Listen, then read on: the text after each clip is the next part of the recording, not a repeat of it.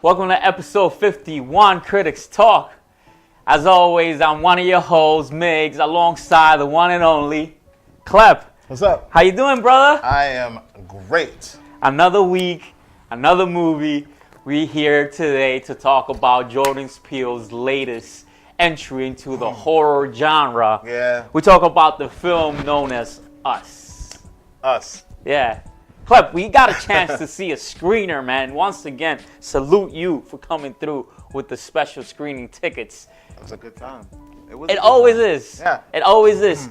Although, you know, I have complaints about the type of crowds I watch these movies with. You know what I'm saying? I can't have people laughing too much or like just being too into it, bro. I'm a Grinch. I'm a fucking grouch, bro. I don't mind that, especially when it's like Marvel films, because I like that fan interaction. Absolutely. You know, Tony Stark puts the new suit on and people are like, "Woo!" Man, that's dope. Yeah. You can't pay for shit like that. Moving on, though, but in this film, did you feel the same way, though? I mean, there was some people, I'm not gonna lie, there was some people laughing at some shit that really wasn't even all that funny. It's too much. So I can understand why he's getting upset. But I mean, for the most part, I love the interactions. I love to see the crowd reaction, because that better helps me understand how to review a film. Yeah. You know what I mean? Because if something doesn't hit, then you can speak on that. But in this case, things hit that shouldn't have hit. It was hitting too much. Yeah. Frankly, it was hitting too much. But it was the people that were sitting behind us. But I feel like some of that is the hype that's surrounding this film. Yeah. Without a doubt, this is one of the most highly anticipated films of this summer season, right? Because, like, we're in it now, right? Like, spring was, like, 2 days ago, right? Yeah. And, like, people already ready for that end game, right? Yeah. No pun intended. I'm ready for that end game. But I'm just saying, it's like people are ready for all the summer blockbusters. I know I am. And I think this one's really the first one that kicks off the whole season, don't you think? I mean, Shazam's going to do some damage. Yeah, but Shazam's later, you know what I'm saying? Yeah. This is first, this And is now. We will be talking about Shazam too, because we've already seen that. This is tomorrow, right? Yeah. Tonight. I mean, whatever, whenever you're watching this. Yeah. Go watch Us. I enjoyed it overall, Klep. How do you feel about the film? All right, so in the beginning, I had mixed feelings, and we're going to get into all of that and how this movie will kind of trick you into loving it, or trick you into really not liking it.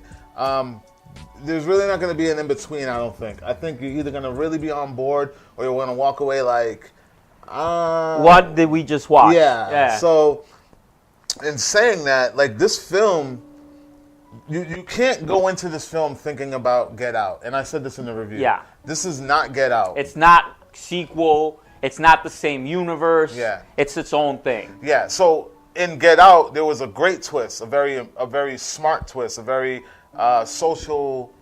Yeah. Kind of what? Yeah. Today's just hip to a little social meaning smart behind it. Yeah. So that twist that they gave us in Get Out kind of sets you up to think, okay, we've got Jordan Peele figured out. We don't have Jordan Peele figured out. Definitely don't. He's brand new right now in this genre that everyone is going crazy about, and it feels like we've got a niche on who he is as a writer, as a director, as a producer, but we don't, because I mean, realistically, 2-3 years ago, he was a comedian. He was doing comedy sketches on Comedy Central, you know what I mean? Just trying to do his best Dave Chappelle impression, you feel me? So now he's going into this, we're going into this thinking, okay, there was an ill twist in Get Out, so now I can't wait to see Us, because I already know that plot, that plot looks crazy already. I can't wait to see what's gonna, twist my brain at the end. It's that M. Shyamalan syndrome, you know what I mean? Like, you already think you know what to expect from his films, therefore, your expectations are set. And when you sit down and actually watch the movie, it might not be what you thought you were getting. Exactly. It doesn't mean it's bad, it just means it's different. Exactly. And then with saying that, don't expect a twist at the end of the film. No. Expect the twist to happen as the film is going on. Yes. And if you're smart enough or on board enough to catch it. Like Migz. Okay. I'm not even going to argue that, because he did figure it out. This is what I do. It's what I do. I was like, wait a minute, what? No. That's all I was thinking. Was like, nah, that's too obvious. It's too on the nose. Yeah, it was just too on the nose. And sure enough, motherfucker got it right. And I was like, I mean, I felt cheated because I wanted that Get Out twist. I didn't want that kind of twist, because in my opinion, I don't think that any of the actors sold that vibe. So for me to like think that was just like nah, never. Before we get into it, Klep, and go full spoilers, because you've been warned, we are doing full spoilers. Let's give... You can go to the website, wearecritics.com, if you want the non-spoiler review, but you're just going to have to read it. Yeah. This here, we're going fucking in. We live, baby. But Klep, what did you rate the movie and over on CritiX Talk? We are critics. So, walking out of the theater, yeah, I wanted to give it a 3.5, in that realm. As it digested, as it sat with you? It took a full 24 hours. Yeah, did it? Yeah. As I was writing this review, the points kept going up. So you saw more and more as like it just like sat with you. You saw like, oh, maybe I missed this, maybe I missed that. Well, I had to let go. You know what I mean? It's kind of hard to let go what you think you know. You had to get out? Yeah, I had to get out. I had to get out of Get Out because in my mind I kept thinking the twist wasn't as good as Get Out. But this is a different movie. It's a different kind of movie. I mean, it is a horror movie. It is a thriller. It is a suspense film. But that's what you got to take it as. And when it comes with that, one director or one person is not going to always make the same movie because that wouldn't make them brilliant if they just kept making the same movie over and over. And that's what you got to take from this. You're going to go in, you're going to get the same thrills, the jump scares. And he was smart with those too. Like they weren't obvious jump scares. They were not like big. Like it wasn't that type of film, honestly. Yeah, but that's the thing. I had to let go of what I wanted and accept what he gave us. And that's why I was like, damn, with the whole twist with Lupita, I was like, damn, it was fucking brilliant. You know what I mean? It was cool. You know what I mean? Yeah. Like, and then the whole, like, as long as I had the explanation on where these clones came from, I was fine. And then once we talked about that, and it might have been something that I may have missed because I was trying to figure out something else, but that was enough for me. And I was like, you know what? It's a solid film. It is a solid film, and he has shown himself to be a great filmmaker, especially when it comes to this horror genre. I mean, there's no coincidence. This guy is heralding the new Twilight Zone. You know what I'm saying? Oh, yeah. Like CBS sees something in Jordan Peele, and I mean, so does the viewers, right? Because that's why this movie's so anticipated. The phenomenon that Get Out got him to this place, and I mean, it's a solid follow-up. Yeah, and this is the type of movie that could be a Twilight Zone plot. Absolutely. Because those type of things like Black Mirror, those anthology movies, they don't need an explanation. What they are is like a what-if scenario within an alternate universe. And there doesn't have to be a why to any of it. It just has to be entertaining enough to keep you watching. And some of my favorite movies, as far as horror, they don't explain to you where the zombies came from, who opened this gate to hell, you know what I mean? Who's even the killer? Yeah. Sometimes it's just, why not? You know what I'm saying? Yeah. It's that hopelessness that, we sort of get in this film too that, makes horror films enjoyable to a sickle like me. Yeah. You know what I'm saying? So let's get into it, Klep. Full spoilers, you've been warned.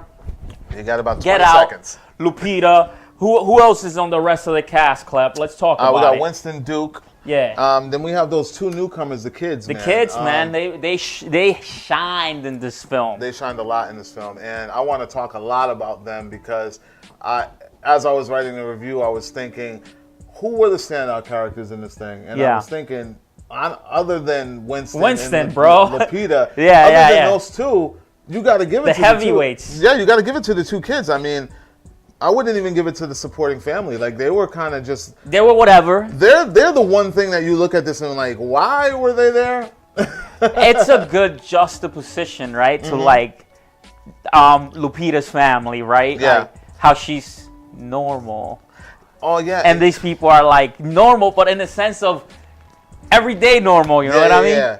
And also someone pointed out to me, I don't remember who I was talking to about it, but they were like, if you remember... I was talking to Cyrus. Yeah. And he's like, the white people died first. Huh. Ain't that a bitch? Welcome to 2019. We're flipping the script and y'all going out first.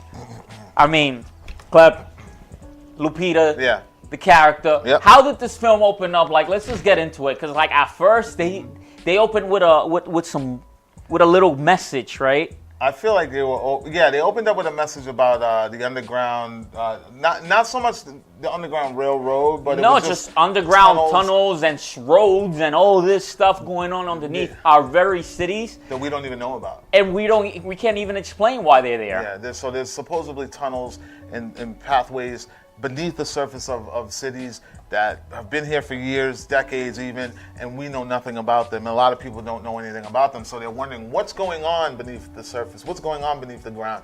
Anything could happen. Which, if you think about it, is so 80s in horror, because there was a lot of things like that, like movies like Chud, and which was one of the movies. One of the big nods in the movie. Yeah, so let's talk about the opening. Yeah. In the opening scene, the screen, it shows like a TV from the 80s. It's clearly retro. It's snowy. It's trying to focus and it's doing the news, right? It's got the dials on it. And it's panning out. It's panning out, and on each side of the televisions, you see like old VHS movies. And you know what's so funny? And I was thinking this when I was watching this. So I'm gonna go down the list of the movies that were there that I remember. Hit them with the nods. So one Easter eggs. I don't know why I remember this, but one of the movies was the Man with Two Brains, which is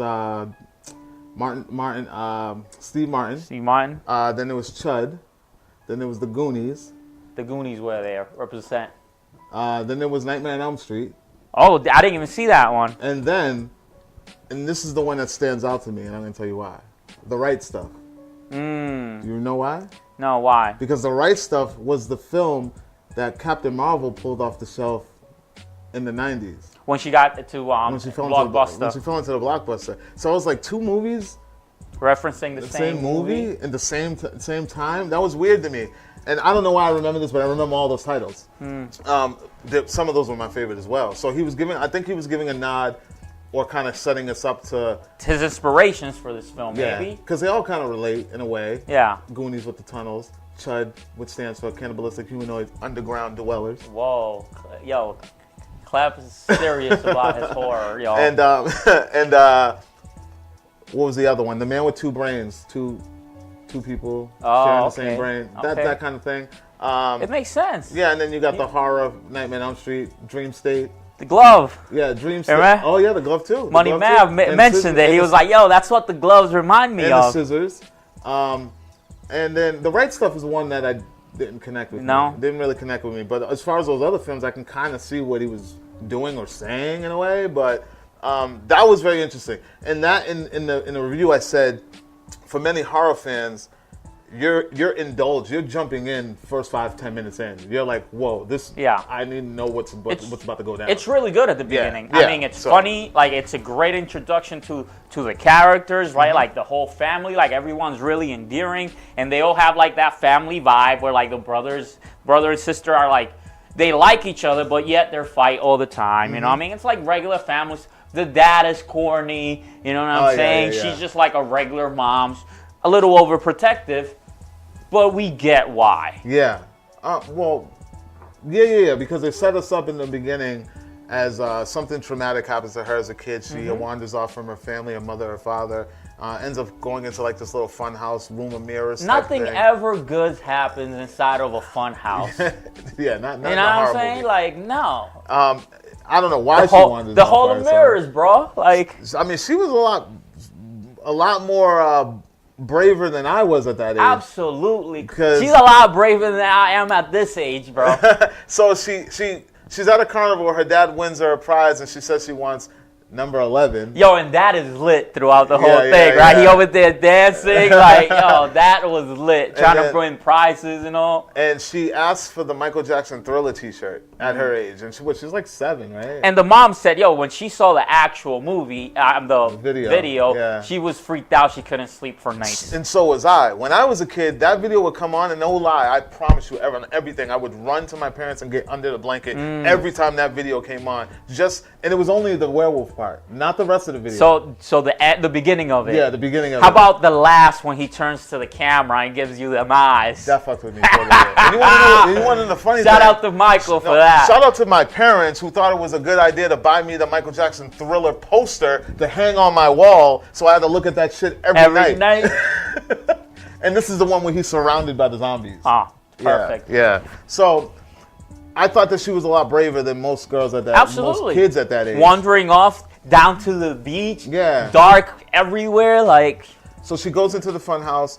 She enters the room of mirrors. She's looking around, just, casually, like nothing about it. Not a care in the world. And then she backs up into what looks like a mirror, but then when she turns around, the mirror's doing its own thing. It's not turning with her. Yeah. So it's a person who looks exactly like her. Yeah. And then we see. And so it begins. Yeah, we see her eyes widen, and it just cuts to present time, and we go to her family going on vacation. So that alone was like a big mystery, because we're thinking, throughout the whole journey, Lupita, she's gone through some things. She's gone through some shit. She's visualizing and remembering when she was younger and how she wasn't the same after that night, and her parents are arguing about her condition with psychiatrists, and it really sets things up for you, so you think.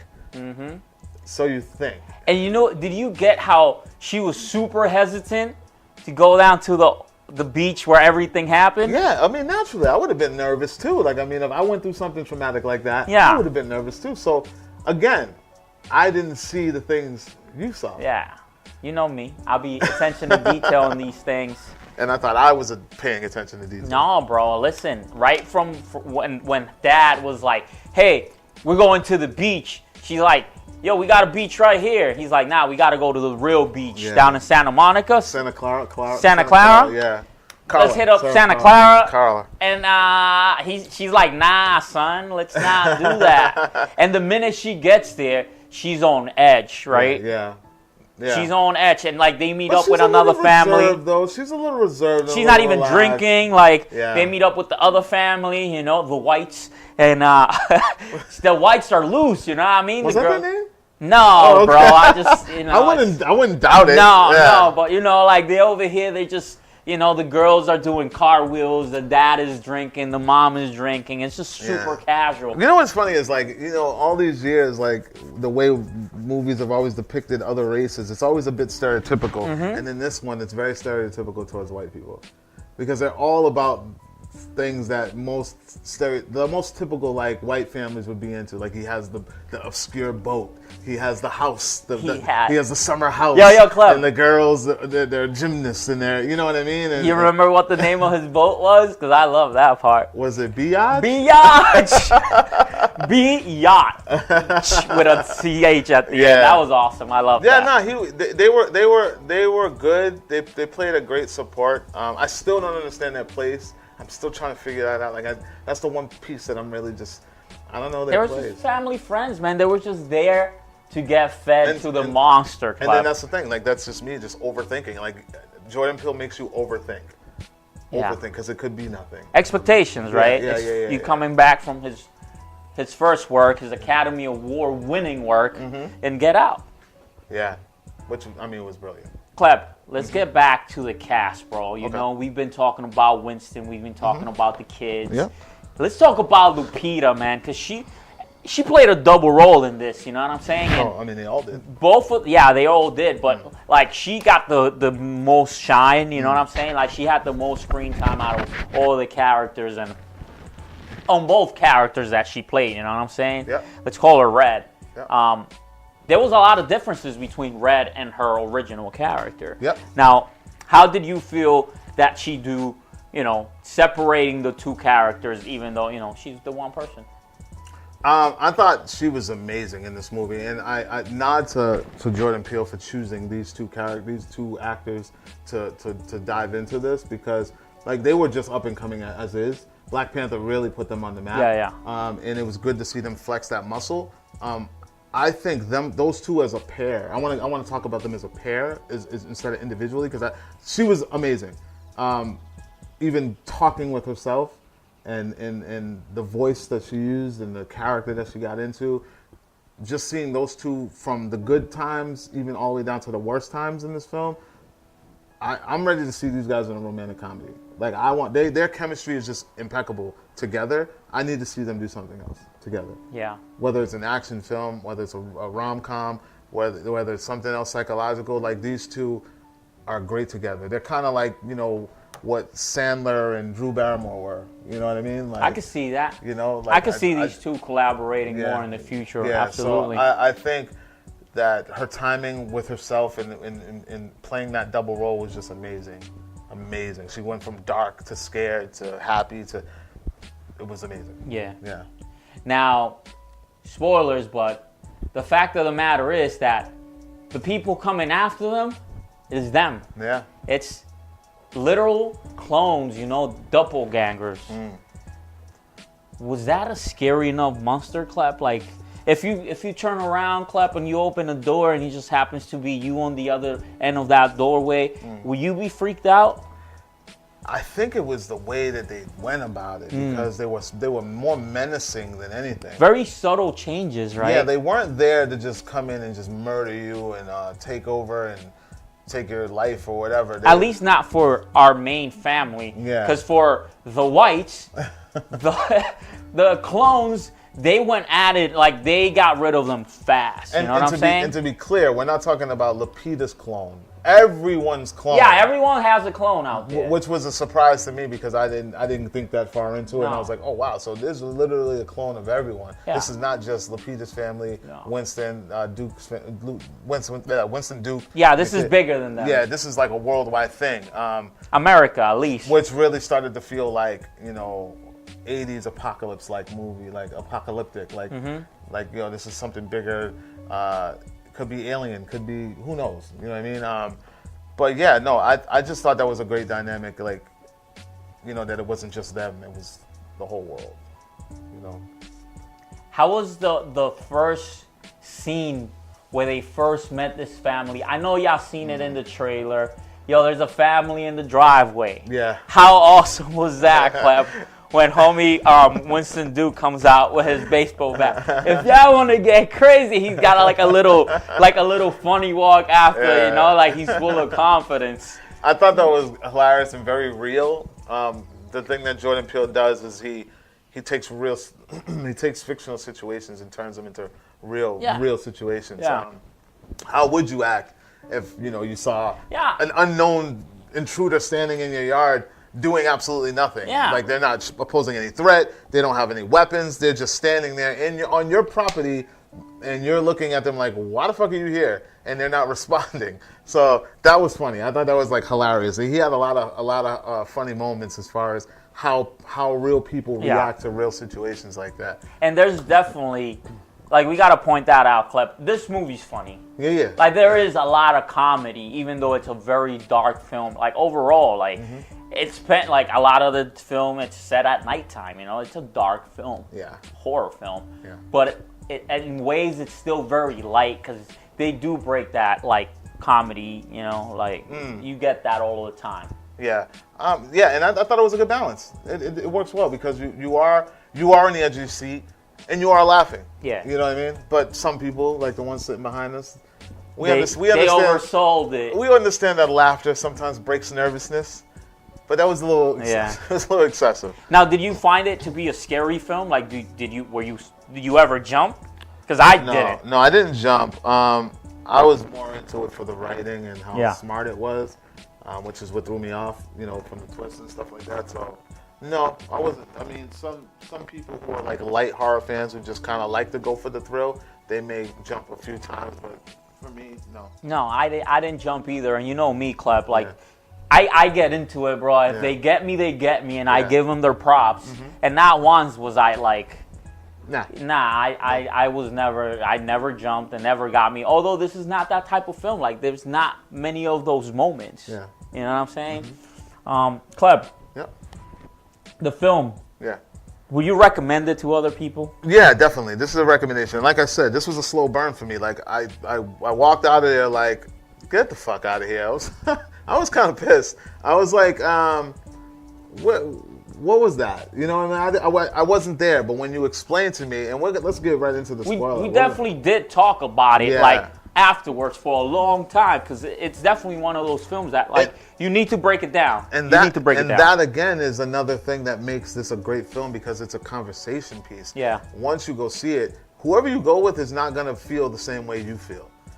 whoever's next to you is not going to feel the same way that you feel. This is a movie that is going to divide and conquer, and you're going to be talking about it for maybe weeks to come, and you may never agree. You may never. When we walked out of there, I felt cheated because of the twist that I didn't see. So let's talk about that twist. Okay. So early in the film, you mentioned the film opens with the brave little girl going into the hall of mirrors, right? Mm-hmm. And there's her doppelganger, there's her clone down there. And later on in the film, they show you what actually happened. Because as the film progresses at the beginning, they show you that the little girl gets rescued. The family, they bring her to therapy because now she's not talking ever since this traumatic experience, right? She's quiet, but, the psychologist is like, hey, you got to treat her communications different. So, like, let her draw, let her dance, let her express herself in other ways other than words, right? Yep. So that goes on, and, she, eventually grows up, meets, her husband and has kids. But little did we know that at the beginning of the film, when she met her doppelganger, there was a switch up. The clone girl, made her way to the surface, while the human girl became part of the clone society down underground. So if you're following, when the little girl found the other her in the funhouse, it wasn't her, it was a clone of her, which has been being made underground. There's like a cloning facility. Who knows if it's government? Who's doing it? We don't know. Alien, it could be government, we don't know. But this movie gets so deep as to the big bad villain is never revealed. No. These clones are essentially the pawn of the story. Yeah, and honestly, they go about things brutally because the way she explained it is like, we made clones of people, but they never figure out how to put souls into these clones. So that's why they're brutal. They're very brutal. And something I pointed out to you, Klep, is during the film, the only clone that speaks is Lupita's clone. Why? Because she was never a clone in the first place. She was the little girl from, the surface. Mm-hmm. Yeah, which was brilliant on the nose. Like, I didn't even think of that. And also, she showed remorse. Because even when she infiltrated the house... And she had a chance to, kill everyone fast like it happened with the whites. Mm-hmm. Man, I need to not call them the whites. I feel a certain way. I'm sorry if I've offended anybody. But for real, though, like, the whites got taken out fast. Yeah. You know what I'm saying? Mm-hmm. No remorse from the clone of the whites towards the actual white family. And that's why I asked you. I said, do you think that the whites were the clones? Were they the real people, or they were clones? Oh yeah, so the clones could kill with no remorse. The clones killed with no remorse. Got you. People had a hard time, right? Yeah. Like the clone Lupita had a hard time wanting to kill the clone of herself. She had millions of chances throughout the film, and she always dragged it on. It was like that supervillain syndrome where they gotta tell you their big bad plan. You know what I'm saying? They can't kill you till they tell you what's actually gonna happen. Yeah, that's what was happening. Exactly. So the twist, which I totally missed the mark because I wasn't paying attention to the behaviors of the real Lupita during the course of the story. So to me, I was just like, she played the victim the whole way through. She did. I feel like she played it good. And I feel like they missed the mark on that because you said that you saw it, but me, I watched and I paid attention and I didn't see that. I didn't see any abnormalities in the way that she was behaving or anything. But when you broke it down of like little things like killing people and being able to speak and even like her little things about she didn't drink. She was at the beach and was kind of just like... She was freaked out. Yeah. She didn't want to be there. She saw signs, actually. Yeah. She mentioned, all these coinky-dinks are not actually coincidences at all. Yeah. There's something more there, you know what I'm saying? Yeah. So, I mean, that was the twist for y'all. Brilliant in a sense, but if you weren't keen enough to really focus in on it, you will miss it. Trust me. Klep, let's talk about like that whole demonstration that the clones wanted to do, because that to me was super strange. And I feel like, okay, let's talk about the overall like imagery of it all. People from the underground, people that have not been treating as well, right? Like people that have never seen the sun, they come to the surface, they massacre a bunch of people, and what do they do after they do that? they hold hands. Hands across America. America, yeah. Why though? And I think they're just like fighting for equality type of situation. Yeah, like it was. It's like a demonstration. Yeah, like people on the ground coming up and wanting, because she did talk about how it was a privilege. Like you lived in the light, in the sun, and you know, where I lived down here, and you married the prince, I married the monster. She was comparing lifestyles, and it was kind of like these clones were like taking back. You know, they wanted a peace. It's our turn on the surface now. I believe they. Kind of thing. She said, like at the end of the day, she's the only one that like actually projects her thoughts. Yeah, so she pretty much coached all of these people to believe a certain thing, and she said, "Hey, it took me years to plan it. Yeah. And it took me tons of time to like get everybody to go along with it." Well, yeah, because she was only a kid. You know what I mean? Like, she would have had to wait until she was old enough. Yeah, man, it's a mind fuck. Trust me. It's a good film. Yeah. It's a good film. Is it a great film? Maybe not. Is it gonna be up for debate between you and other critics out there? Absolutely. Yeah. But is it worth the watch? Yes. Yes, definitely worth the watch. I'm actually gonna go check it out again. Whoa. Yeah, I'm gonna go see it on Friday. Nice, Klep. So yeah. Klep, what's next for Jordan Peele? Because I know, you know, he's got that Twilight Zone coming up. Get Out was fresh. It's also remaking Candyman.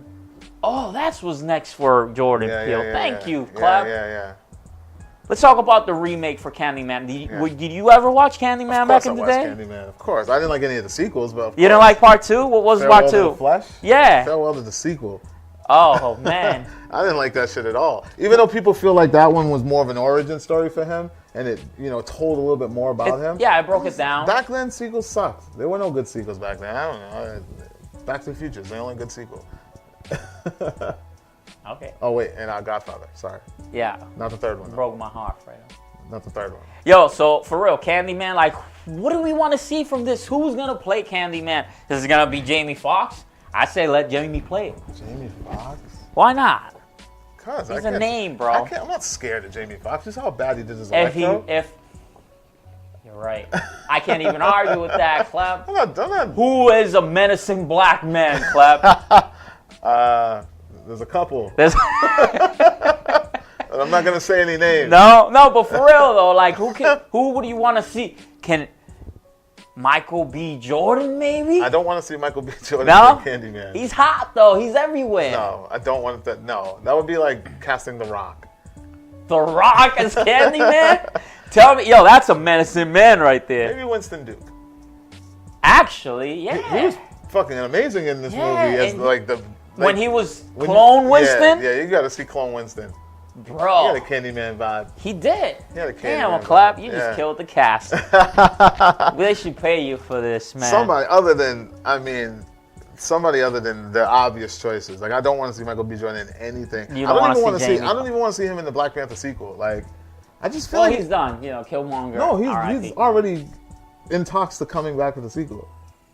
I would love to see how they make that happen. Well, I mean, Killmonger comes back in the comic, so everybody comes back in the comic. Yeah, no one ever dies in Marvel. Just remember that no one ever dies in Marvel. NERD. No one ever really dies.